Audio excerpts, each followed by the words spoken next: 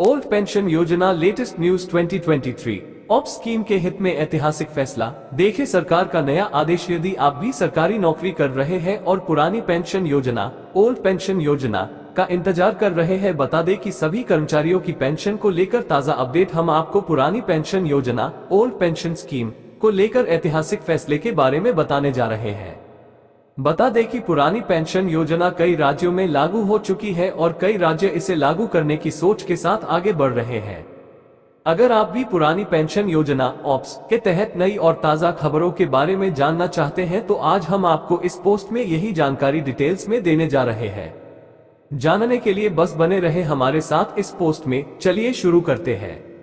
अब यदि दोस्तों बात करें ओल्ड पेंशन योजना लेटेस्ट न्यूज 2023 के बारे में, तो हम आपको बता दें कि इन दिनों सभी केंद्रीय व राज्य स्तर के कर्मचारियों द्वारा धरना प्रदर्शन के माध्यम से पुरानी पेंशन योजना ओल्ड पेंशन योजना की मांग की जा रही है, जिसमें केंद्र सरकार द्वारा पुरानी पेंशन योजना ओल्ड पेंशन स्कीम के हित में 2 प्रकार के विकल्प प्रस्तावित किए गए हैं, जिसमें कर्मचारी अपना चयन कर लाभ प्राप्त कर सकते हैं।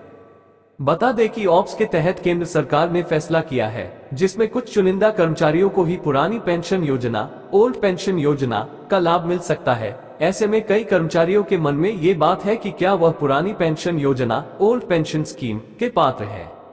जैसा कि हमने आपको ऊपर जानकारी देते हुए बताया है कि ऑप्स के तहत केंद्र सरकार ने फैसला किया है, जिसमें कुछ चुनिंदा कर्मचारियों को ही पुरानी पेंशन योजना ओल्ड पेंशन योजना का लाभ मिल सकता है।